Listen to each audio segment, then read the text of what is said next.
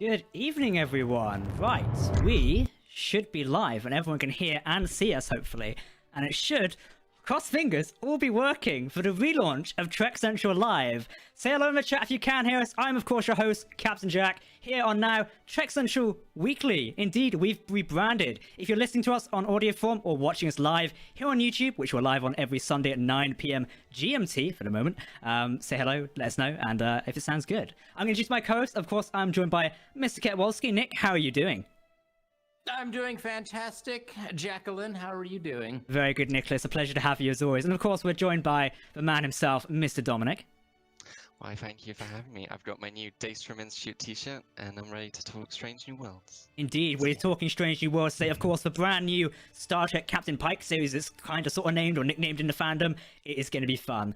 For those of you who are wondering what music we're currently playing as part of the intro on the live version, you can find all the details about that down below in the video description on what music we're currently using and where you can access it and play with it essentially, as it's quite fun and very nice to listen to. So if you enjoy it, let us know. But hello everyone, how are we doing? Good, let's hear the news. We're going to be jumping into every minute. First off, we want to tell you a little bit about what Trek Central Weekly is, what we've done here on the channel, why we're excited to bring it back, and have a lot of fun in showing you what the channel can offer. So previously we've been working under the title of Trek Central Live.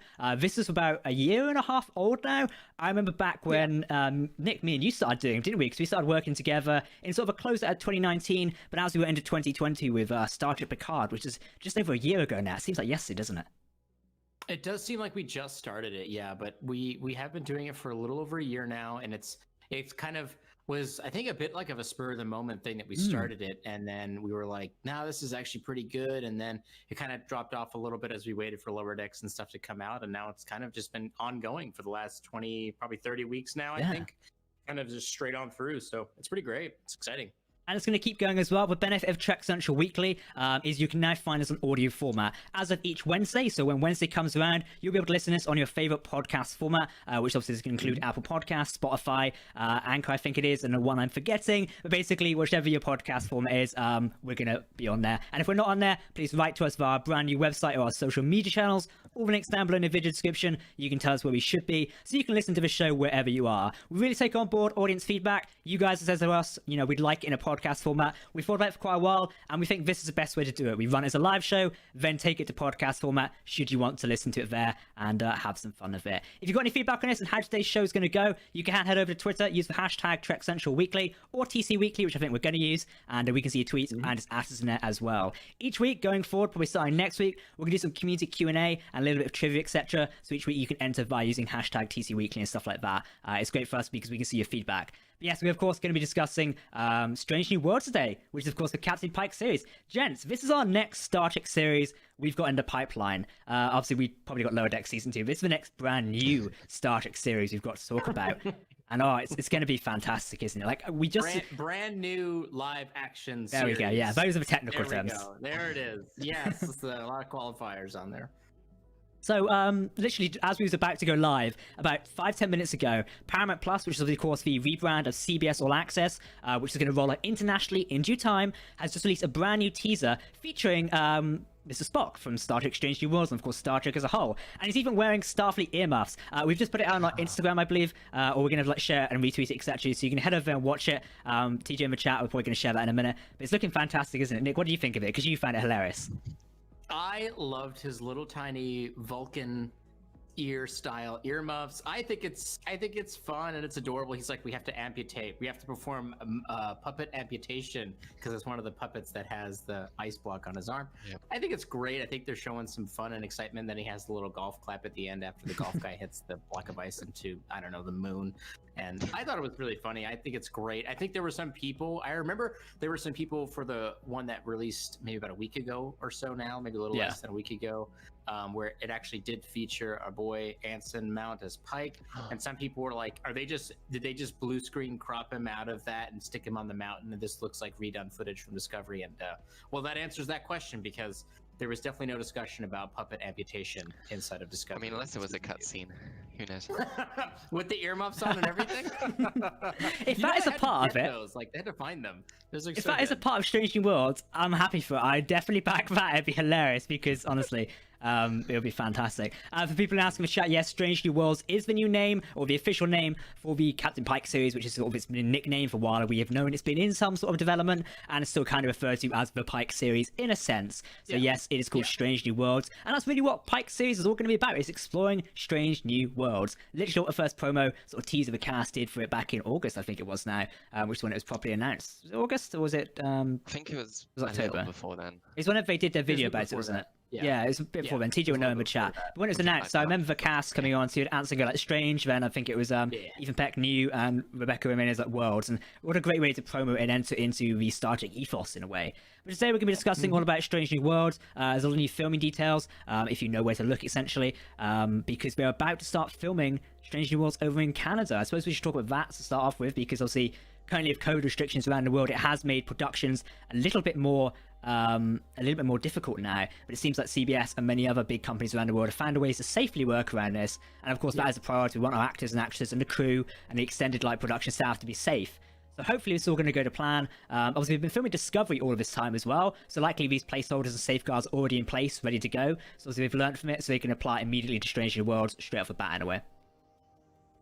Yeah, agreed. I mean, they've clearly gotten a good understanding as to how to kind of go about the safety guidelines, and I think that the filming industry up there in Canada has done a lot to kind of get all their productions really back into the swing of things. We talk obviously about Star Trek, but there's a lot of stuff that goes up there for these, these filming locations up in Canada now. It's been going like that for a number of years, and it's only increasing. So they were right to get their stuff off the ground as fast as possible, and I think they're staying safe. We're seeing a lot of stuff. We've seen a lot of photos about sets being built. We've seen a lot of stuff about casting calls and stuff like that going out. We've seen a lot of things. Like, all indications are that they are ramping it up, and they're about to be kicking off here and really getting this thing underway, which I'm super excited about. I can't wait to see some freaking footage. Like, not even necessarily a trailer. Like, I don't know, just give me a picture or something. I want to see everybody back on set. Just give me Anson Mount that lovely uniform as per usual, because damn, what a man about uniforms on set. I can't wait to see that.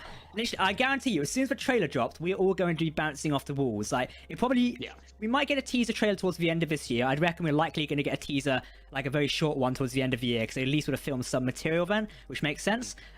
So yeah, as soon as we get that first trailer, it's going to be fantastic. I can't wait for that. I bet you they're going to squeeze one out for Star Trek Day. Yeah. I think they're going to maybe not include a lot of visuals, but if they have a lot of the physical shots that they could do for at least for some of the stuff, like just a teaser, not a trailer, but a teaser. I bet you we'll get one for Star Trek Day. All it could be is a simple title reveal of the ship and Pike walking onto a bridge. Very simple use of assets there. They've already got all those assets ready, so it could literally just be on the fly.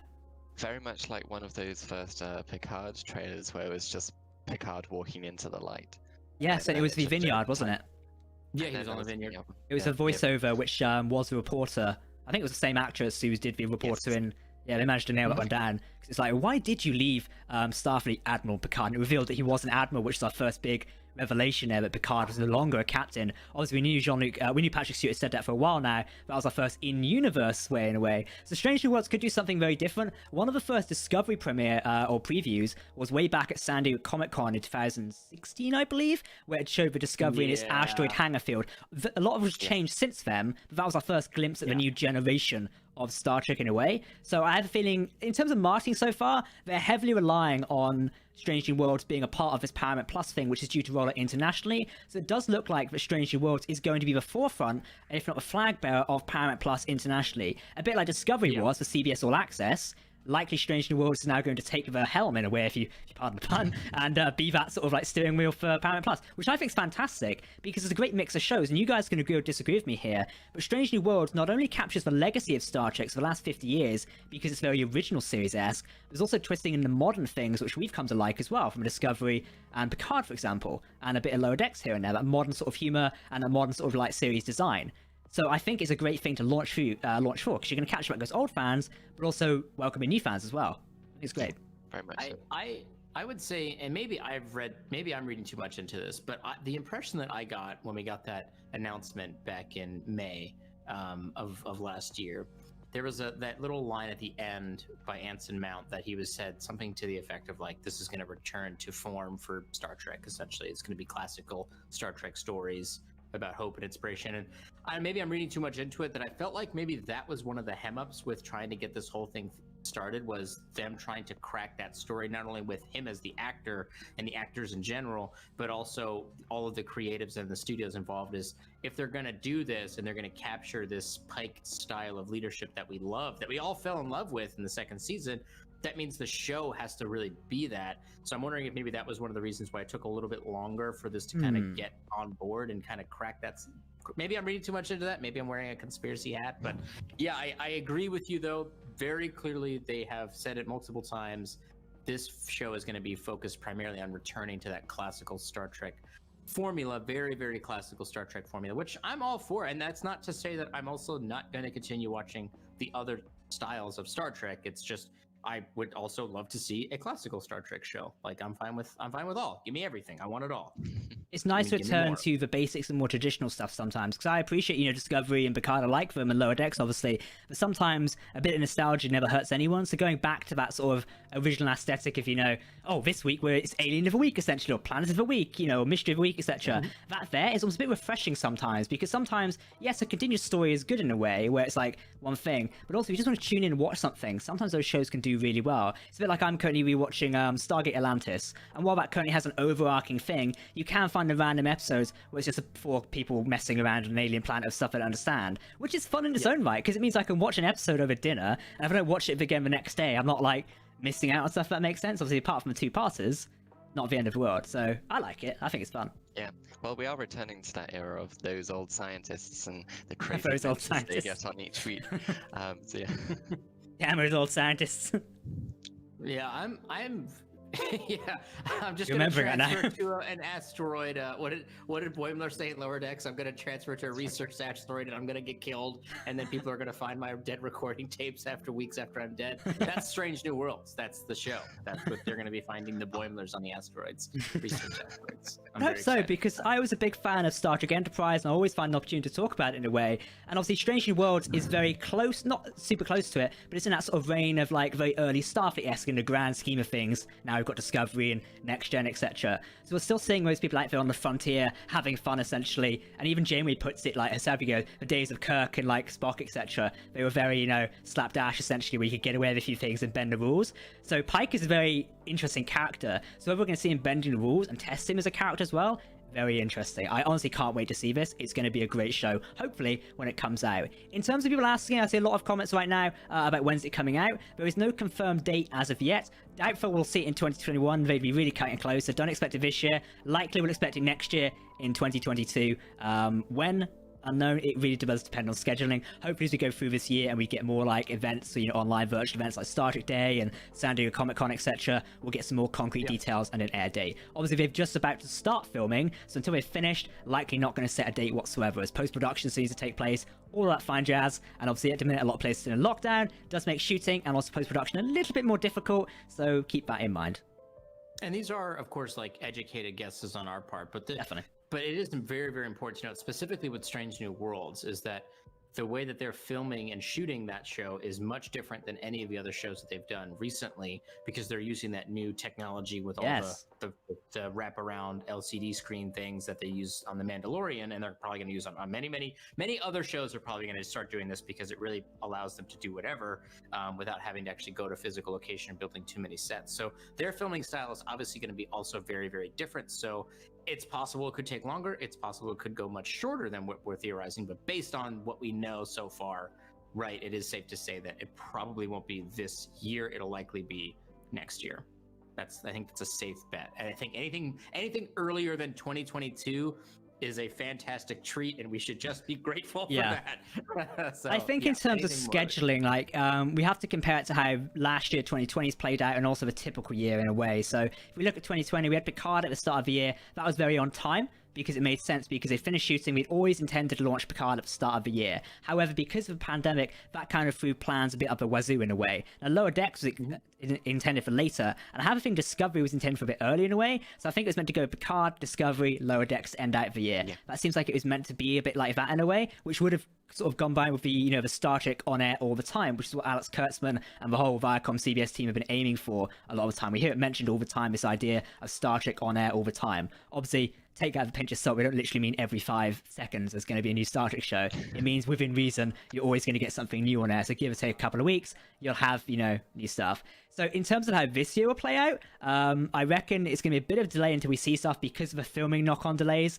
I reckon we'll see Lower Deck Season 2 probably again in August, likely. Maybe a bit sooner. We could see it a bit sooner. If not, Prodigy could out at some point. Discovery Season 4, I think we might see it at the end of this year, but it may be a bit of a crossover is my best guess. I think it will start maybe a little bit later, so maybe end of November and crossover into New Year with its 12 or 14 episodes, depending how many are in Season 4. But that's likely to play out. And then Strange New Worlds could take the summer slot in 2022, or Picard could, and Strange New Worlds could be at the very end of 2022. It depends on streaming schedules and where they think it will land best, because they are indeed launching Paramount Plus internationally alongside Strange New Worlds, which makes sense.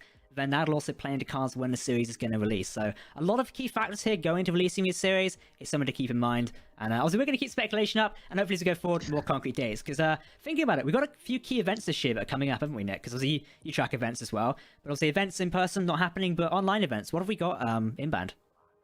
So, I mean, there's a couple of exciting things happening. Obviously, we're going to have our traditional comic conventions, the 2 big ones, San Diego and New York Comic Cons are still going to take place. They're going to obviously still do them as of right this moment. There is no plans to do them in person. They're going to be doing them remotely, which I think is a safe estimated guess for the entire year. Now, on top of that as well, the normal Star Trek Las Vegas thing has been kind of delayed. I would argue that it's going to be delayed indefinitely until things kind of turn around, but it's also important to shift your focus a little bit onto any kind of Star Trek celebration that may be coming up at some point, because CBS has contracted the same company that does Star Wars Celebration in order to start working on a convention for them. So that may supplant at some point, maybe next year, a physical in-person thing for Star Trek Day. But as of right now, we're going to have the 2 main Comic Cons, and then of course we're going to have the main Star Trek Day event that they're going to be doing again. Now, I don't know if they're going to still do it on the same day, because that Star Trek Day thing was pretty new. Obviously, we understand that the intent behind it there, but I don't think that they've really, unless you guys are tracking on something else, I haven't seen anything that made it like hardcore official that they're going to do it in September every single year. I don't think that's the case. They may keep that same schedule just in terms of like timing and everything like that, but they could also slide it back or move it up. And I think that event will likely be placed rather strategically in order to kind of build up the sufficient, buzz and hype around the live action shows that'll be coming up at some point. So I think that there's going to be maybe some flux with that potentially. I know that there was a specific reason they put it on that day, but it may flux is all I'm saying. So we'll have to see what they do with that. In terms of like the event-wise of Star Trek Day, I personally would say it makes sense to keep it on the actual Star Trek Day. That's kind of its brand sense in a way. But I just say that if they want to play ball, they can shift it. The thing to take note is it is the 55th anniversary of Star Trek this year. So it's the 55th anniversary. So obviously you could move the day in favor of making a big, like, giant celebration across a week or something like that, or some big celebration. And given the success of Star Trek Day, I wouldn't put it past Viacom CBS to do something like that, a big week-long celebration of all things, Star Trek, which should be fantastic. In terms of our sleep patterns, maybe not so, but still very fun to do a whole week of celebrations. I can't wait for something like that. But we've already got brand new merch for the 55th anniversary of Star Trek. In terms of the merch, the Enterprise is obviously forefront of focus with this brand new lovely logo for Star Trek, which has obviously got the command colors behind it, which is very nice. Nothing in terms of like Strange New Worlds merch or anything series specific. However, it has got the Enterprise on there, so take it as you will, because obviously that is the iconic Star Trek ship, but also it's Pike's ship technically as well, so it's Strange New Worlds worth.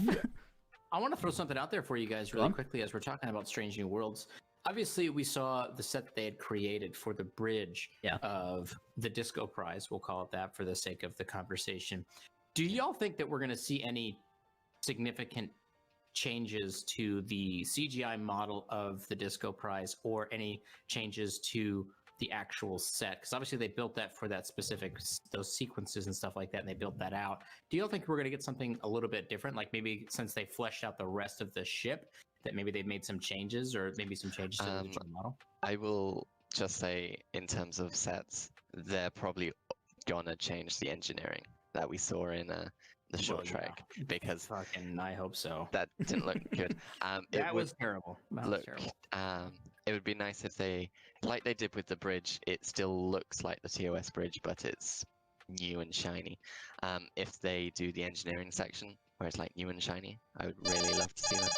I love the bridge of the new one. I need to say that because it's fantastic. Honestly, if they do like a big convention like next year when it's safe to travel around again, and they imagine bringing that bridge there, you wouldn't get me out. I'm pretty sure TJ would be in that all the time as well because boy oh boy, that'd be fantastic. Oh, honestly, that. Yeah, honestly. Sorry, Dom, you were saying. Yeah, in terms of the like actual model, I could see it changing to like get rid of the cutouts by like the end of the series to make it, even though it won't look like the 1960s TOS Enterprise, it will look more like that by the end, but still have that modern feeling to it.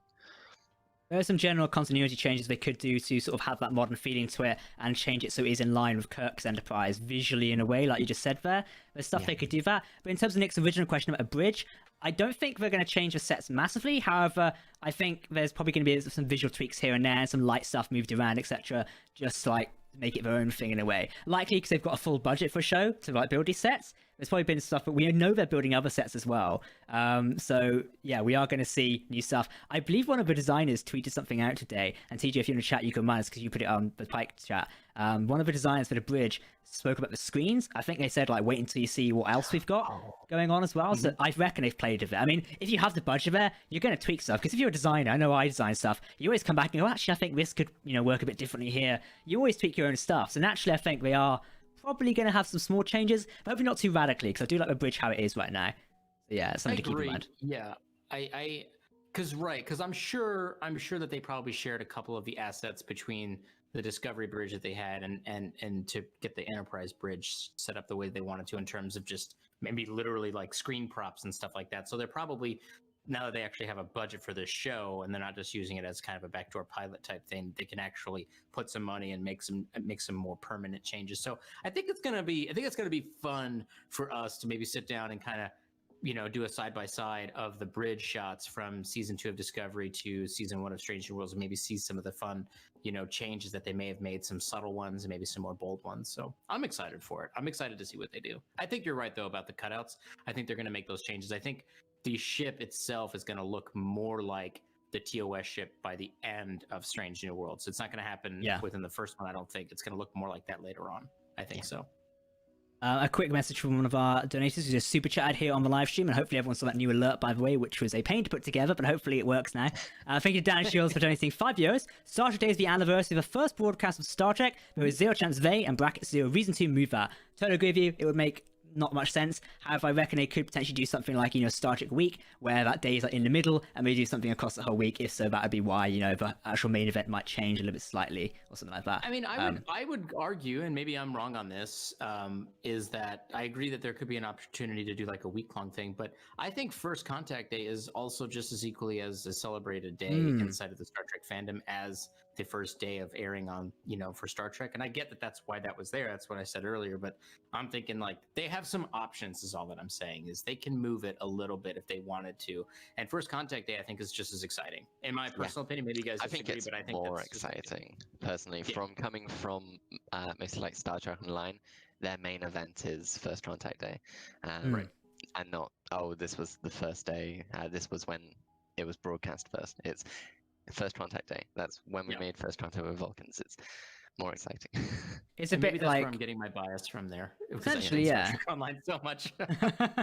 I forgot what I was saying now. Oh, yeah, so basically what I said a minute ago about the set designer, Timothy Peel, who's one of the set designers, they quoted saying, wait until you see the rest of the ship and some strange new worlds. So evidently I reckon Medbay's probably been designed last year when, I think it was before Strange News was announced, we started seeing some stuff on like it was leaking out apparently like Medbay sets being designed and various other things from Zoom calls where people weren't covering their screens properly. Not saying who they were, so good at that, but anyway, those came out, so they have been designing sets. So likely a Medbay is definitely there. I mean, you're going to need a medical bay. It is the Enterprise. It's kind of iconic part of that. Engineering, definitely that's going to be there.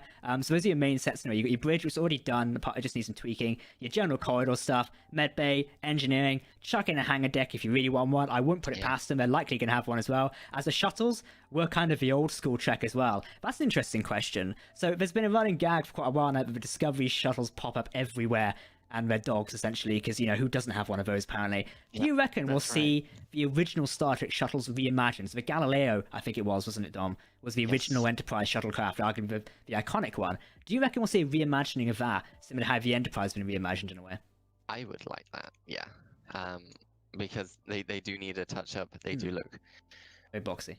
They look worse in TOS than the Enterprise, so they do need a touch-up. But it would be nice to see that. But also, I would say it would be nice if they brought in some of the shuttles that were in like the animated series, just for the other deep cuts, because there are some interesting shuttles from that. Maybe even throw in a Phase 2 Enterprise Potentially. shuttle, because that would look nice. But, It could be really interesting how they do that. I mean, hopefully it opens up new doors of what they can explore and do things in. We are going to strange new worlds, so they just need to experiment with it slightly and have fun at the same time. And also transporter room, that's another set that probably needs to be designed, unless they're borrowing disco set, which I don't think we are. So likely transporter room is being built separately. we had a transporter room in what was it, Q&A, the short trek. Yes, and also which was the Tribbles, the Trouble with Edward, wasn't it? Yeah, they had another transport room there where the captain beamed off. I thought they were redresses of Discovery, though. I think they were redresses of Discovery. They were redresses of the Discovery. Yeah. Yeah, makes sense of budget-wise. Which looks more like a more unique one in a way, aren't they? So, I don't think, like, if we exclude short treks, we've not seen the transport room on Pike's Enterprise just yet, I believe, because when they board from Discovery, they come across the magic ejecto tubes of destiny, don't they? Which still make. Yes, let's not get started on that one. Yeah, the weird, strange space catwalks. Yeah, that was weird. What the? No, don't start. Yeah, those were strange. Yeah, my thing is like that, right? Like, if we're all in agreement that we want to and understand that they're going to change the engineering room, I think it's also safe to say that the other parts that we saw in those short treks and stuff like that are probably also going to change. Likely, yeah. As well. Yeah. I think that's fair to say. I think that, you know, even the concept of like Spock's quarters, which was again a redress of, you know, just a room that was built for the Discovery. Yeah. I think that may be an inspiration for the quarters that they build for the rest of the ship. I don't know if it's going to be a, you know, shot for shot recreation of everything that happened the same way, which I'm fine with. I know some people may get really, really upset about that, but I mean, that's just, I mean, a lot of shows when they do their pilots, and I understand it wasn't a pilot, but it was in a way. When a lot of shows when they do their pilots, and then the next episode that appears is in like kind of crazily different, and Star Trek is no stranger to that. So I think it's okay. I don't think it's also we have a big story reason by the fact that like half the saucer got blew up at the end of Discovery Season 2. So they could just be like, oh yeah, Spock's quarters got blew up. Here's the new one, which looks kind of like TOS stuff. Because at the end of Discovery Season 2, they are on dry dock, having just been refit, I believe, and I believe one of the comics explains that roughly or something like that. Maybe. Yeah, I believe it explains that they've just been repaired, etc. So something like that. It makes sense, you know. Star Trek's well known for magically reading. I mean, Lower Decks even makes a joke of that in the ending, where it's like, I hate it when a ship goes in and comes out looking all sovereign clouds. I'm pretty sure the captain says that in a way. It's like, it's true, because they're going for repairs and then they come back looking like a different ship. So I reckon there's going to be some visual changes there, because I think we've taken into account they've got the budget to do it now, so it makes perfect sense that they're going to change some stuff. And also add new things in. I can't wait to see the rest of the ship fleshing out the Enterprise. It's going to be fantastic. Oh yeah, for sure. So I guess one thing to take into account is if this year as we get more announcements and such, casting announcements are likely expected. There's a whole roster of Enterprise crew we've got to fill. Now, we do know that Samora Smallwood is back as Lieutenant Amin, presumably. No official confirmation yet. However, I think it's a tap on the head, likely that's going to happen, because she posted on Instagram she's back in Canada, I believe, or at Pinewood, which is the studio. So likely... She was like walking to set, so yeah, unless she's like broken in. Yeah, right. So yeah, Broken is like, you will have me on this show or not? Kirsten's in the corner like, yeah, of course. Get out of the shot. Yeah. We told you, no, get out. That's right. It's like a random person. It's like that blue or jeans guy in The Mandalorian, you know, the random guy on set. Yeah. Some more Smallwood in the corner.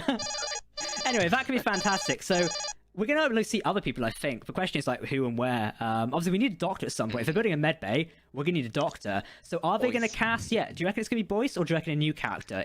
Dom, you're a law expert. Is there room to fit Boyce in this story currently? I think that, there's room to fit Boyce in. Obviously, there was that fan petition a while ago to get Jeffrey Combs back as Boyce. obviously that would be amazing, but they could bring in Boyce because he's had history with Pike and everything, and it would be nice to see how he's changed in the couple of years since the cage, because he was very much like, oh, a good doctor is also a bartender kind of doctor. Yeah. But they could have a new doctor as well. So I think if any of the original crew from Pike's Enterprise is going to change, it would likely be chief engineer and probably the chief medical officer. I think Boyce is probably a character they'll likely change to someone else. I don't think it's going to be Boyce. And that's just, and maybe this is, and y'all can get on me about this if y'all want to get on me about this, but I'm basing my assumption off of the words that come out of Alex Kurtzman, the man who's in charge of all these things, mouths. And his intention is to create diverse shows with diverse groups of people. And if you look at the crew from the original, The Cage, if you look at that, not a lot of diversity going on there. Yeah. So if they were to change things, not to say like they would keep Boyce as the character, they're going to just say Boyce retired or whatever, and they're going to have a new chief medical officer. It'll be just a new character. Yeah. I'm just thinking that if they're going to try to flex that diversity in those areas, that'll probably be one of the areas that might do it. That's just it does thought. intend, like, I think, was it Dom used this expression a while back? Was it last year when he was exploring Pike's entry book? Was it the Enterprise War? Was that one?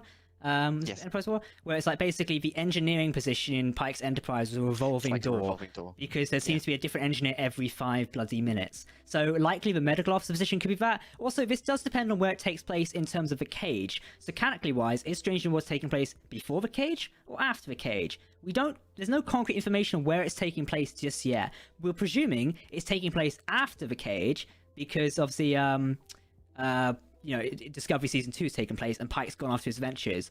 I'd likely presume that, Strange New Worlds takes place roughly sometime after when Discovery Season 2 finishes and they're off venturing again. These are the characters we've gotten to know, so likely it takes place there. And also we have the comments of how Pike changes knowing what his fate is. Indeed. So it makes sense that it's post Season 2. However, they could always do stuff before Cage. True, there's flashback That's opportunities. what I was just gonna say, yeah, super. A lot of and flash forward opportunities too. This may not be a very non-linear story in terms of the overall plot of the season, which they've talked about, like wanting to do that long plot arc, but also have the individual monsters of the week construct. So we could get something that's that's a bit non-linear. Yeah, you could go back and forth through time in terms of flashbacks and stuff. Not literal time travel, just flashbacks is what I mean. Yeah. So I was going to say that in terms of Revolving Door, there is time and space for them to basically write out Boyce if needed and add a new chief medical officer, and also the chief engineer position could be Amrit Kar's character, Fyra Sadu, who was introduced in the short trek. A candidate there for a character which I'd love to see return personally. I had the honor of speaking to Amrit Kar last year, I believe it was, or the year before. Last year, since it's so long now. She's lovely to speak to about, the short trek she was in and the character, and she hoped the character would return. If they've got the likes of Smallwood back as well, I could definitely see that Amrit Kar might be back to be that chief engineer, or at least be an engineering character, on Strange New Worlds. Depends what we want to fill out there. It could be really interesting, so there's a lot of opportunities for what we can do in terms of casting. And like I say, the diversity is a key thing for Star Trek right now, and it makes sense. So yeah, hopefully we're going to see some explore there. If they are not including Boyce, hopefully there's some convenient explanation for that for us canon experts, etc. So our Boyce retired a couple of years ago. That's why he wasn't on the Enterprise when Kirk took over, but he was back in the cage. It makes perfect sense, and for those people on Memory Alpha, it's also going to solve a headache probably. Yes, for sure. Quick little one. Thank you to Danny Shields again for €5. Just give me Anson Mount in a green and gold wrap uniform, and they can break whatever canon they want. Some would agree with you on that one. And of course, Anthony Monaghan for saying $2. Will there be new short treks made? In terms of short treks, I don't think we've heard much news on them this year, right? Have we? Have you heard anything, Nick? TJ, if you can jump in as well, because I know that her and we've talked about this a little bit, but the last thing I remember is that the short treks were kind of in flux a little bit about in terms of they were on production listings and they were moved from production listings, and then they were kind of there and then they weren't. So last I heard is that they're not on production listings. Yeah. But I think the last time that was spoken about was that they were still going to do them. But they could be maybe focusing their efforts a little bit, just maybe simply just due to the fact that there's too much COVID stuff going on that they don't want to overload their processes and procedures, or maybe they're even given a limit as to how many productions that each people are allowed to do. I haven't heard anything about that, but I'm not really privy to all of those specific guidelines. There could be something on there as well. Yeah. It says like you can only have this many productions in active, production at one time or whatever that is. So perhaps after these, because Discovery's filming up there, and now Stranger Worlds is going to be filming up there, so perhaps after Discovery wraps up, they'll be able to free up some of those crew members without overloading their logistical kind of location that they have, in terms of like rooms and offices and studio space that they have to kind of spread around. Maybe they'll be able to focus on those short treks after that. We may hear some more. I mean, it's a perfect opportunity, because if they're going to be doing a lot of stuff during this year, this is a dry year between Prodigy and Lower Decks, and then whatever happens at the end, this is a great opportunity for them to film 3 or 4 of those and just kind of crap them out and get them out there, because they don't really require too much. In the past, they've really just reused a lot of the physical sets of things, so they haven't really needed to really build out a lot, so they could really have the opportunity there, especially once all these sets are built up and everything's built the way they want it to be. They can just start filming there and kind of let that roam. I wouldn't even be surprised too if we maybe see a short trek dedicated to maybe an additional to Michelle Yeoh's Section 31 show or something like that. That could be interesting. I think, as you just said there, once they wrap up these productions, if they have extra time, then bolting on, say, the end of Discovery Season 4's filming, or Picard's, etc., there's plenty enough time to experiment and put something in there. I think time will tell at the minute, as you just said there, focusing on the main key productions, that's our large takeaway, and how they're going to do that, essentially. Once Rose is out of the corner, I think it's time to play with extra ideas. It does depend. This year's very interesting in terms of production-wise, so Short Treks isn't really a priority, nor is a massive money return for Viacom CBS, so they're obviously not going to take priority in terms of like a whole 10-episode season with all the marketing and the spin that goes with it and all the merchandise, etc. The Short Treks, as cool as they are, not entirely needed right now in a sense. I think Short Treks is a series that can come and go as it pleases. It's there to experiment with new ways of doing stuff without affecting the main like shows essentially. So I'm happy with that. I'm not like losing any sleep over them not maybe coming this year. It's good to get those stories, but at the same time we've got a lot else to look forward to. Exactly. Absolutely. And that's also not assuming that we wouldn't be able to get some animated short treks, which we've already had those as well. And now they have 2 animation studios kind of producing the Prodigy one and, of course, the one for Lower Decks. So there's also no reason that we shouldn't assume that they may be working to do some more animated short treks as well. So that's also very, very possible. Definitely, there's a possibility of Lower Deck short treks there or something like that, and I believe we touched on this a while back about maybe like a Lower Deck short trek exploring different characters, etc. Maybe another Titan adventure, something like that, which could be really interesting. Oh my god, what's up? That'd be crazy. Just Titan adventures using short treks. Oh, I know. Just give me more Riker. Give me a warp and a factor of 5, 6, 7, 8. Listen, he's always hanging around on set. Just run a daggone microphone up to him and just have him read off the lines. Like, come on. On just that note, by the way, would you? I know we're discussing Stranger Worlds. However, in terms of Discovery Season 4, I believe it's somewhat confirmed that Jonathan Frakes is now filming elements of Season 4 Discovery.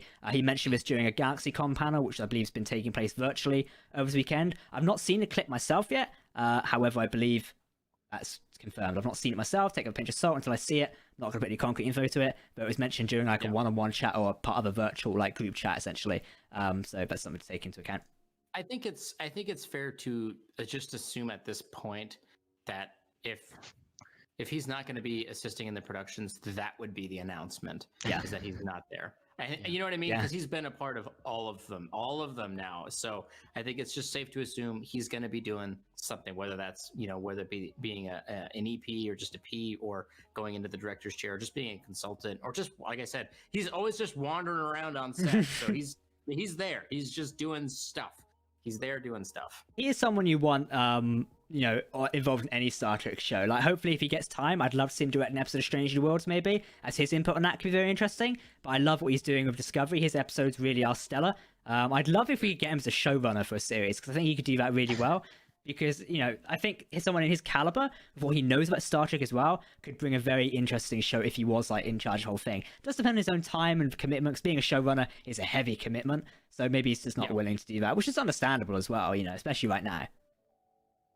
Yeah, which is fine. He doesn't necessarily do that. And also, like you just said, it is a huge time commitment. And, being able to do a lot of different projects, I think is maybe more his style and approach. Yeah. So I think maybe that's why he hasn't done it. I mean, I'm sure the conversation has happened.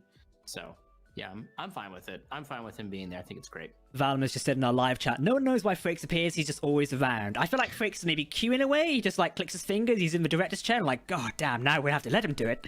What a shame that is. And just roll with it. And that's the thing is, like, you got to think, like, he's there.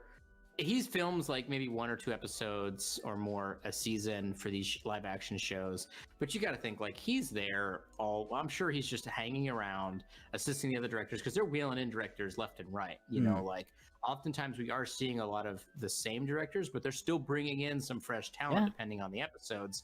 So they need people there to kind of help guide that and guide those people to what they're doing and how do you shoot this shot when the ship gets, you know, hit with a photon torpedo? How does that work? You know, we view it from a viewing audience, but how it actually works on set is, if you've never done that before, you may be a little bit inexperienced. So people like, you know, being able to help that out, I think is a good idea.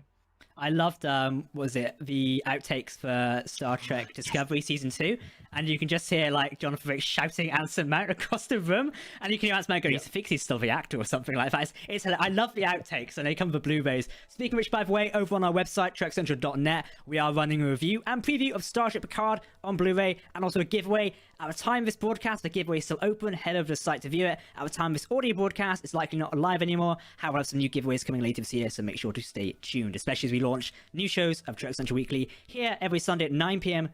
GMT. That's one, yep. I forgot the time zone then. Yep. And also on Spotify and various other platforms. Don't worry, you can find more information about Trek Central Weekly over on the website. A new page will be coming online by the end of this coming week. So you can check out, learn everything there, tweet us, send us messages, harass Nick. I don't know, you can do whatever you want. Don't do that, actually. Tell him why that tribble's very bad there. Yes. It's like a Mr. Bond villain, isn't it? I can get my bigger triple. That's right. Didn't you have one of those to review? Like, didn't you get one of the ones that talked to someone to review? Was that you or someone else? No, I didn't get one that talked, but I do have a larger one that I did talk about. I talked about it. I talked to it. Maybe they should check that. You're right there. Do you need help? What was it? I missed Star Trek. At Destination Star Trek last year, they had what was it? Tardigrades, that's what it was. It's tardigrade plushies. I really want one. They're kind of small though. I want like a giant. You know, you get those giant Snorlax, like big teddy bears, the ones that are like 2 meters tall. I want a giant tardigrade sat here. This would be my new set piece. I'll just like bang all the shelves that way. Giant fuck off tardigrade in the corner. That'd be fantastic. Great. I agree. Yeah, just don't sell it with the name on there. Like, you can't sell that to kids if the name of it is just Ripper. That's not. It's not a good name. No. I'll get used to it. What would you call a tardigrade then? Ripper was actually called Ephraim. Yeah, Ephraim was the name. That's his actual name. No, it's Is that the same tardigrade though? I think it's the same tardigrade. Is it the same tardigrade? In the book, I forgot Endless something. I forgot the one with Hugh and Stamets. Dead Endless, that's it. Yeah. Ephraim was the tardigrade called Ripper. Which is also apparently the same tardigrade in Ephraim and Dot, the animated. I didn't know that. You taught me something. I literally did not know that. That's really cool.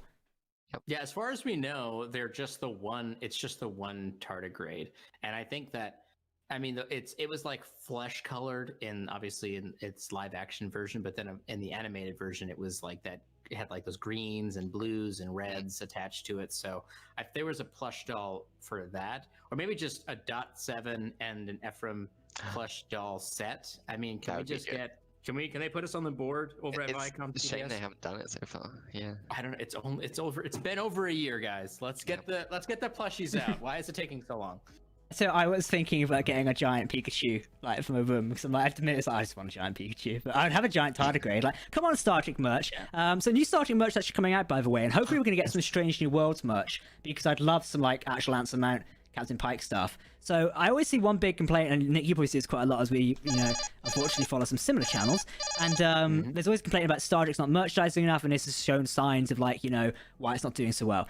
Incorrect. There's actually quite a lot of merch. I'm going to refer to our own website first because I don't have the other sources to hand. So it's not a subtle plug. It's just generally what I was going to. There's actually this really cool data figure from Star Trek First Contact coming soon. To me, it looks very creepy, but to some, they might actually really like that. But I think it's one really interesting figure, which is coming out. Then also we've got a couple of new fan set pins coming soon. There's also the new Star Trek 55th anniversary merch you can get. There's a ton of new merch slowly being uploaded to the site. Hero Collective recently shown off the Star Trek Picard ship, so you can get the USS Inquiry, the USS Zheng He, which is an Inquiry class cruiser or dreadnought, whatever the technical name for that ship at the end of Picard was. And also you've got this, not Zheng He, what's it called? Last Arena as well. So tons of new Star Trek merch coming out. Obviously this year, maybe it was a bit difficult to buy merch, but stuff's there, so hopefully we get towards Christmas. We'll probably do a gift guide on here on the channel, where we'll maybe do like a Secret Santa for the whole channel. We'll get everyone something. There's a couple of, other than the pop ones, there's a couple of those Migo figures. Yes, yeah. Because there was that was that Nightmare Fuel Saru one that they made. And I think they're making a couple of other ones as well. I think someone in chat says there's a Captain Pike one. Oh, that would be cool. I don't know if that's legit, but and Johnny just said Eagle Moss aka Hero Collector has done a tardigrade as part of a Discovery collection. That is true. If you don't know a tardigrade figure, they've done one as well. I think it looks a bit creepy, but if you want one, you want one. I was tempted to get their new Discovery, but the other one takes up so much shelf space. I'm not getting the XL one. I'm not sure where I'd fit it. You're way too big. Just get another shelf. Yeah, just more shelves. A quick donation from Amir for $5. Hope they don't make it. Hope they don't officially make it clear right away if this is the main timeline or an alternate timeline. Never like the idea of knowing a guaranteed future. I think it's safe to presume that Strange New Worlds will take place in the Prime timeline, as most Star Trek shows currently do. Well, actually, all of them currently do, apart from the Kelvinverse. Discovery's even made that clear in its season 3, with its mention of being in, the Prime timeline and crossing over essentially. Strange New Worlds, I reckon, I'd happily bet money is going to take place in the Prime timeline. Currently, there is no reason to make it take place elsewhere, given that this Pike we're seeing is the one from Discovery season 2. And even though I understand, not liking the idea of knowing it's going to end with Pike in the chair, it's always the journey that matters and not the destination. Yeah, that's a Picard quote, isn't it? Well, it's just a philosophical quote. Picard might have said it, who knows? We'll still get at least 10 years worth of Pike stuff, even if that is only 5 seasons. I think, Jack, are you referencing Picard's line about time? Is that what it's a companion that comes with us on a journey? Yes, it's that one. It's because that one. Okay. It's like Dr. Soren said to Picard in the Enterprise 10-4, it's like time is a predator that stalks us, something like that. Then Picard later says at the very end of the film with Riker, he says, "I rather like to think that time is a friend that accompanies us on the journey in a way." And it's a very good bit of wording in a way, and it's very philosophical in a way. It's like time isn't a predator; it accompanies you on the journey of your life in a way. It's. I'm not gonna find the quote, but that time is a companion that comes with us on a journey. That just the reminds us Patrick to Stewart cherish impression. Every moment, because they may never come again. Yeah. What's kind of interesting is, one of the Star Trek Picard trailers, which happened last year, I'm pretty sure in one of it, you can see a clock and then the fire is reflected in it. Essentially, it's not probably made clear, or maybe a homage, but it's like the fire we burn, time is the fire we burn in. It's a very bit of creative imagery in a trailer there. Not sure if it's connected to what it actually means, but it's something worth just I love it when trailers do that, a little bit of connective tissue in a way, even if it's not intentional. Very cool. So I want to throw something out there though, because you talked a little bit about the merchandise thing, and I did a video about this a long time ago as to why Star Trek specifically doesn't make the same merchandise that they did in the 90s. And I would argue that there is, and I'm not going to get into the whole detailed background to it, but I believe that there is a specific reason that led to a more collector's focus on Star Trek merchandise, along with merch, like t-shirts and hats and gloves and stuff like that, merch stuff, like sheets and stuff. I think there's a specific reason they went that way. And then if you look at just from a company's perspective, you look at the toys that they tried to produce for the Kelvin films, they didn't sell very well. And there's a lot of layers as to why they didn't, but they didn't sell very well. And now is there a real market demand for the Saru action figure with Kelpian chopping grip? Is that really something that people want to buy? That's the thing. It's we would buy it because it's funny and it's it's kind of like this thing, but is that something that's going to sit on a shelf at Target and people are going to go and purchase for their kids? The answer is probably no. And the idea that they're not running focus groups to see if there's a market for this up at Viacom CBS is ridiculous. If there's an opportunity to make money, because it costs a lot of money to produce those toys. The idea that they're not tuned in on that is ridiculous. I do think that they are still lacking. But why there's no like, Michael Burnham action figure with, removable arms and you can get her into a fighting stance or whatever. It's just because there's probably not a huge market that they'll make millions and millions of dollars off of. It's just not the same right now. Hopefully we get back to that. That would be a lot of fun. I'd love to be able to go to Target or Walmart or wherever, at whatever store that you go into and see Star Trek toys. I think the franchise deserves to be there, but is there really a market share for it? And I don't think that it is right now. And don't want to take especially don't mind. Like, I obviously pretty evident from my shelves behind me. I like collecting Star Wars stuff, and I like buy stuff from there. Like one of my prized possessions currently behind me is my custom lightsaber, which has been built myself. However, like when I go to buy stuff, like I don't think like to buy stuff from Star Trek. The only thing I really buy from Star Trek is the ship models, their collector's thing. Then again, I'm a massive ship fan of any sci-fi franchise. Like I was speaking to Hero Collective the other day, and I can't wait for their Stargate franchise coming out because I'll buy the Daedalus, which would be fantastic. However, with Star Wars, I find I'm more receptive to buying general stuff. Like I'll buy a custom lightsaber or the clone helmet, the Mandalorian helmet I've got here. Yes, they're from custom stores, but it's still merch for the overall brand at the end of the day.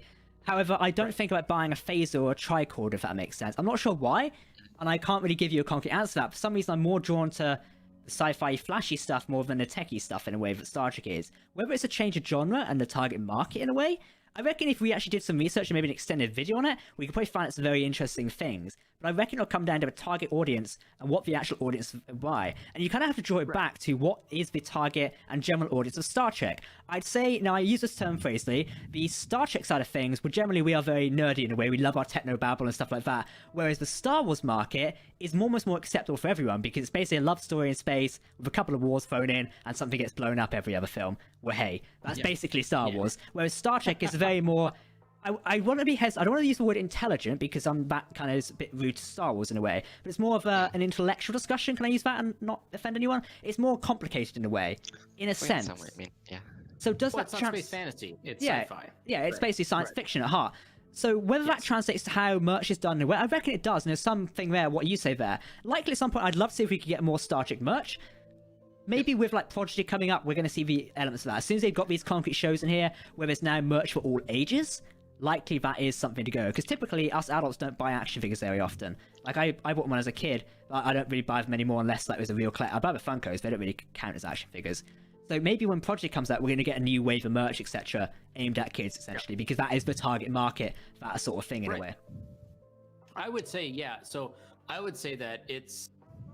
If the Prodigy gets released and there is not a concerted effort, maybe not brick and mortar, I'm not saying they have to get them out brick and mortar stores, but if there's not a concerted effort to get the Star Trek Prodigy merchandise available for parents to buy for their kids who they're targeting as the audience for this show, then they are very much missing the mark in that regards. Right now, I think it's still kind of up in the air as to what Star Trek fans are going to purchase, but if they're really targeting kids for this show, which is what they've said, then they need to release merchandise that goes along with that. And I do want it. I want to see that, and I would probably buy some of the stuff too. I would even like some of the stuff for Lower Decks, but Lower Decks is definitely way more geared towards young adult, and full-grown adult style of entertainment, whereas Prodigy is supposed to be for kids, and they should be really capitalizing on that.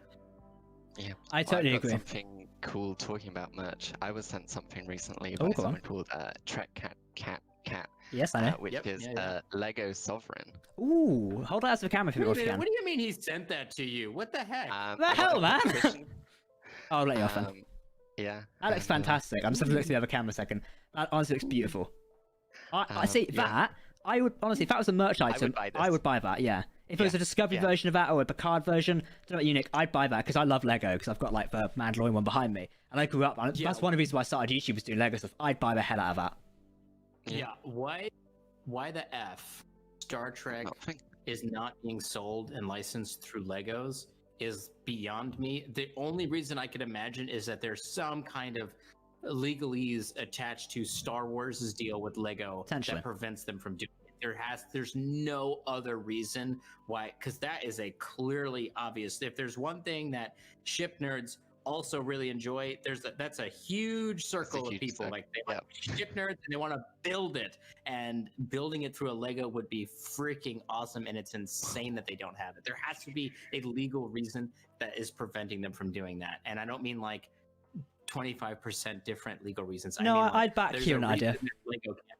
So know? obviously, I'm a big fan of the Halo franchise by Microsoft, and they also have Mego. Is it Mego or something like that? It's basically Yeah, Well, Mega or Mega. Yeah, Bloks or yeah. whatever. There were those for the Kelvin movies. Yeah, so what I'm saying is like what Nick just said about, there must be some Lego licensing thing. So only Star Wars is the big sci-fi franchise for Lego, because Halo can't get Lego either. It has to be Mega or Mega Bloks, one of the many different knockoff versions, I call them. Not being rude, it's basically not official Lego. It is another brand, essentially. So yeah, there's got to be something there, and I reckon if we dig deeper into it, I know Dave just mentioned in the chat about there's a show on Netflix called The Toys That Made Us on Netflix. It covers Star Trek toys and gives a good history of the toy line and explains the really decline in good show. popularity. I've not seen it myself, but is it good, Nick? It's really, really good. And I used that. That was kind of one of the inspirations that I had for the video that I made. So if you go and watch that, and then you actually watch the video that I made as well about the merchandising stuff, there's a lot of cross bleed between the two, because there is, like, if you really look at it from just a logical perspective and looking at what the markets were doing, there is a real reason that the toys went in the directions that they did. And it was, through various problems and concerns there, but a lot of it did have to do with Playmates. A lot of it had to do with the next generation toys that they were selling. A lot of it had to do with the exclusivity of those toys. And there was a lot of issues there that created this collector environment that we're in now, and trying to get out of that is very, very challenging. And I know that I saw some comments here that Mega Bloks makes like a USSS Enterprise one. I'm looking at one right now. That's around about $350 or $300, and if I want to get to the UK, it's $400 to ship over here. It does look nice though. It looks nice, but maybe I'm a snob about it, but I prefer Legos. Yeah. Like I've messed around with those the Halo ones that you're talking about, like the Spartan Assault ones that they've made or whatever, and it's just not the same. I don't know how to describe it. It's just doesn't feel right. Like I even have a couple of those like little building block ones that they have for like the giant Spock, or like the Picard head that I normally have up here. Oh yeah, up on my microphone. Like those are building block pieces. They're not Legos, but it's just not the same. I don't know how really else to describe. It's not that official Lego, is it, in a way? Yeah. No, I can check really quickly what the brand is. Yeah, so while I'll tell chat a minute. So obviously we've got the Mega Bloks one, and Mega Bloks do have a license for Star Trek currently. With a license set to go at some point, unknown. It does depend whether Star Trek can get a license for that, because I'd love to see Pike's own Enterprise be built there. Something like that could be really interesting. We'd build it on a stream here. It'd be fantastic. I'd love to do something like that, because there's plenty of like Star Trek collectible stuff you can build out there. But honestly, what have you found, Nick? Tell us. So it's Kubros with an attachment of Mega Bloks, so that both of them created it. Okay. Because I have the Spock one over there as well in the box. So yeah, I just wish that they did that. I feel like it's something that it deserves to be on the top tier. Because are you kidding me? Like, you could the money there is just insane. Like, not even just the iconic ships. Like, people are going to want to build the freaking Borg cube, and they're going to spend $800 on the Borg cube Lego set that lights up. Are you kidding me? Like, that's definitely something people are going to get. Or the Deep Space Nine one. Are you kidding me? Ooh, imagine that feels like one of those sets that would be very freaking tedious to build. I'm just going to say now. Oh, for sure. Like the book's going to be this thick. It's going to be like the Star Destroyer. Right, exactly. This does bring us back to one point of discussion, though, is gaming. Star Trek is very absent in the gaming world right now, and obviously this is my sector of work, it's what I cover. There is no active Star Trek major games right now. Apart from Star Trek Online, yes, that's currently active. There's a couple of mobile games, but in terms of actual PC gaming and console gaming, there is no actual big game for Star Trek currently. Star Trek Online is 11 years old, 12 years old? I think it's 11 or 12 years old. 11 years old, yeah. The anniversary is right now, by the way. Go play it. Yes. There's also a charity event going on, head over to Trexer.net. We've got full details there. You can donate to charity and get some cool stuff for your ships. It's really fun. But yeah, so basically, Star Trek is absent in gaming as well. It feels like the marketing of Trek in terms of merchandise does need revamping. And I have a feeling we're slowly starting to see that. Now there's more stuff visibly present on air, and there's more stuff to market, we are going to see more of that, because arguably the older Trek is very old, and that's not me being rude, it's a fact. Next Gen was 20, 30 years ago now, so yeah, can you really sell merch around that apart from t-shirts and trinkets? Probably not. Whereas Star Wars it's very current because it always uses similar assets in a way. Like you're always going to see a stormtrooper, they're used every 5 minutes, or a clone trooper. They stay current because they're always used. It's kept up to date. So you can market that type of stuff there. I think there's a larger discussion to be had for that sort of stuff there, and also that does apply to gaming as well. I think we should probably do like a dedicated stream discussing games and Star Trek merch, because I feel like it's a very large discussion. I am working on another video about the gaming thing as well, because I agree. Like it is very similar to that of the merchandising of the toys and stuff like that are being produced. There's a rather interesting history of what happened with Star Trek gaming and why it is that it kind of fell off the wayside.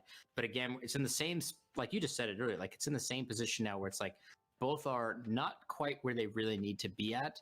Yeah, they exist, but not in the way that they really should exist in order to maximize, their profits. And I'm hoping that we'll see something new. But it is challenging, right? Like video games cost a lot of money to make, and really, like, what are you gonna like to make a really good Star Trek game? You're talking hundreds of millions of dollars they're gonna have to sink into a developer to really create that idea.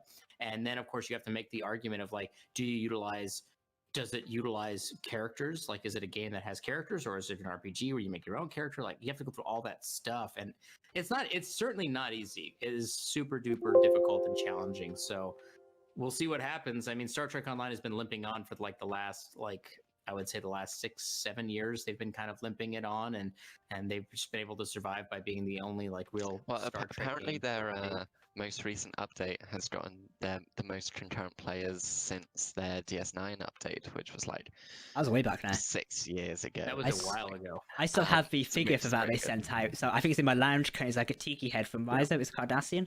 I still have that. I sent that ages ago. But yeah, in terms of gaming, I just touched up there. Me and TG say this quite a lot. A Mass Effect style game in a Star Trek universe would do super well. You get your own ship to go around, you've got your crew, your away team essentially, you beam down, you solve mysteries, fight some big boss after 50 hours. That format could work really well. I think it really could, because it's a prime. Basically, Mass Effect is sort of like Star Trek in a way, isn't it? You form relationships. Star Trek, you go down and have long-winded discussions, which some of us have to skip through because I find it tedious. But you have those things there. It's very Star Trek. So why they've not done a game in that vein yet does. Like you say, that game development does cost money. A Mass Effect easily costs stupid amounts of money. I know Andromeda cost a fortune. Obviously, didn't return, and they're relaunching launching a new game soon and a remaster. So I reckon there's money to be made there. It depends what Viacom CBS want to commit to right now. I do reckon it'll be a couple of years before we start seeing the major merch rollout and also additional stuff like that. Do you think viability-wise, if they was to start a merch line now, would it take about a year before it was actually in production and rolling out to stores? So what if Star Trek's no longer relevant by next year? Yeah, it's still going to be relevant, but theoretically, if you was a business person, it's a large risk to take, isn't it? Committing to $100 million worth of merchandise and none of it goes anywhere. You're instantly a large amount of money out of pocket. If I was a business manager, would not want to be that. Yeah. It is a risk, and the bottom line is, the reality is the fact that Viacom CBS, while it is a massive, huge company, it's not Disney. Yeah. And Disney can take these losses on the chin because of the way that they conduct business, because they have some of them. No, they don't have some. They have almost all of the most profitable franchises under their umbrella. And they can take the losses of the Rose Tico toys or whatever it is. I know there was a big hubbub about that online, that the Rose Tico toys didn't sell. They can take those losses. Yeah. Whereas like Viacom CBS, if they produce, like you said, $100 million of toys for Star Trek Prodigy and it releases and it bombs, what do you do with all that? Now you just throw it away? Now you've lost a bunch of money. So it is challenging for sure. And I hope that in the next couple of years, as Star Trek continues to build up and it becomes a larger and larger franchise and they have more and more shows and there's more and more stuff going on, I'm excited to see what that does in the next 3 or 4 years. I think we're going to see something exciting. You've just got to approach Kurtzman while he's eating an apple, and then you're sorted. That's true. I still can't believe, was it the Star Trek Picard premiere? I literally walked right past him and only clocked it 2 minutes later. We was coming out of the theatre or place for it, and Kurtzman basically sidelined me going back into it, and only clocked me. You walk away and think, fucking hell, that was too late at that point. We're already halfway to the pub at this point, but it was like, damn. He blends in with his cardigans. He can't see it. The man's got impeccable style, Yeah, he does. He's got a personal stylist, I think. Yeah, for sure. I mean, the amount of money he's probably paid, why wouldn't you at that point? I'd have one. I mean, yeah, he's got a bunch of money, so. A PA, or assistant, isn't it? You see in the credits, assistant to Mr. Alex Kurtzman. It's like, I'd like an assistant, to be honest. Oh yeah, that guy's not going through his closet in the morning, that's for sure. I mean, not tomorrow, so. Maybe this cardigan? Yeah. What mood are you in? Are you in more of a old dad mood, or are you in a sleek kind of modern mood? Yeah, that depends on what cardigan I'm gonna wear. Are you in it? You could say a Dadmore mood. Huh? I'll shut up. Well, gents. Well, gents, we have reached the end of our area of discussion today. I think we've discussed Strange New Worlds, we've discussed elements of the Star Trek franchise as per usual, and for our first edition of Trek Central Weekly, I'd say that's been a success all around, hasn't it? Any last points you guys want to bring up, or I think we're all done here today? No, I think we've covered a lot. Yeah. Yeah, I'm good. Fantastic. Well, as always, if you do want to catch us live here on YouTube, it's 9 p.m. GMT every Sunday here on Trek Central, the YouTube channel. If you want to follow this now podcast version, and likely you might already be listening to this on a platform of your choice, but if so, you can find out more details via the website and where you can support the show, find out more details, etc. All available on trekscentral.net. New page will be up in a week. Follow us on social media such as Twitter, Facebook, Instagram, and more. Danny's made a quick donation, which I'll quickly read out as I'm doing the actress feel. PSA for anyone ordering the Eagle Moss from the EU. The Brexit event has messed them up on order. Start of the year of 2-day delivery, still not dispatched, and was across the IRC. Contact support for that. Hero Collector Support, aka Eagle Moss, fantastic. Yes, shipping delays are worldwide currently due to the whole Brexit mess and also COVID as a whole. A lot of current containers shipping stuff from like China has been, or shipping containers have been rediverted. Basically, they've been used as COVID vaccine sources. So naturally, the other orders aren't making it across in time. So yeah, just take that into account. Yeah. Anyway, as I was saying, thank you very much for watching Trek Central Weekly. We'll be back here this coming Sunday at 9 p.m. GMT as per usual, where I think we'll be discussing something interesting, maybe Prodigy, as I think we've got a lot of information to talk about how that series is going to go. That'll be interesting to follow. In the meantime, again, you can catch up with Trek Central Weekly across all your favorite podcast things as of Wednesday. Expect a new episode out, and you can follow us on social media. Don't forget to check out trekscentral.net. All our brand new articles up there, including an interview with one of Star Trek Discovery's editors, a giveaway for Star Trek Picard Blu-ray Season 2, and of course details on Star Trek Online's charity event, which you can support and get really cool things for Star Trek Online as well. Do it, it's worth it. I've already done it, and I don't even play that often, but supporting charity and getting a cool spaceship, why not? Do it. It's really cheap as well. STO is 11 years. STO is 11 years old. Well, gentlemen, I've been joined by Dom and Nick this evening. Thank you, gents. It's been a pleasure as always. You can check out Mr. Ketwolski over on his own channel where he's doing some fantastic stuff currently. And Dom, you can follow him on Twitter where he's usually always tweeting something Star Trek related. Aren't you, Dom? Yes. Exactly. Well, everyone, thank you very much for watching. We're going to sign off with a non-sarcastic Vulcan salute. Live long and prosper, my friends, and we'll see you very soon. Goodbye.